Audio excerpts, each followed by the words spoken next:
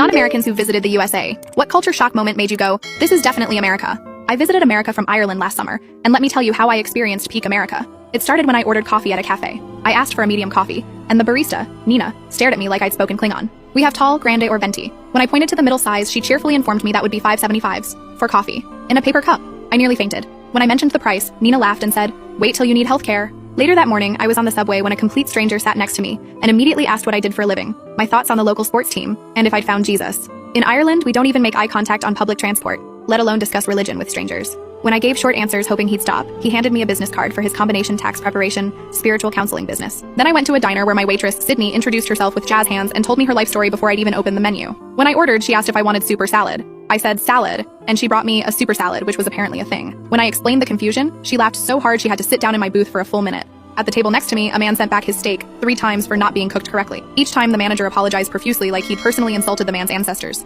In Ireland, we'd eat a raw chicken before complaining. The afternoon brought me to a pharmacy where I discovered the wonder of American drug commercials on the store TV. A full 2-minute ad showed happy people frolicking in fields, while a speed reader listed side effects including sudden death and spontaneous lizard tongue syndrome. When I asked the pharmacist if people really request these medications, she rolled her eyes and said, "Every damn day, honey." But the most American experience happened that evening. I was invited to a casual dinner at an acquaintance's home. Just a simple cookout, Anthony had said. I arrived to find he'd closed off the entire street, set up 3 different grilling stations.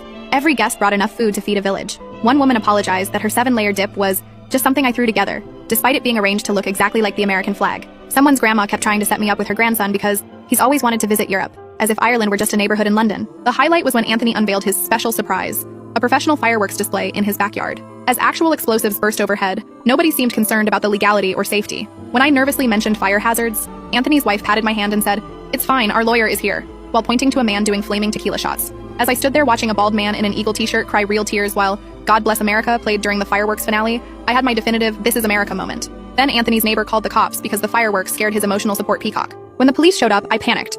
In Ireland, this would end badly. But the officers just grabbed plates of food and watched the rest of the show. One even helped light the grand finale while still in uniform. I left at 2 a.m. with 14 containers of leftovers, 3 invitations to Thanksgiving from people I'd just met, and the business card of a cop who has a cousin in Dublin and offered me a place to stay anytime you're in the area. America, you beautiful, bizarre country. Never change.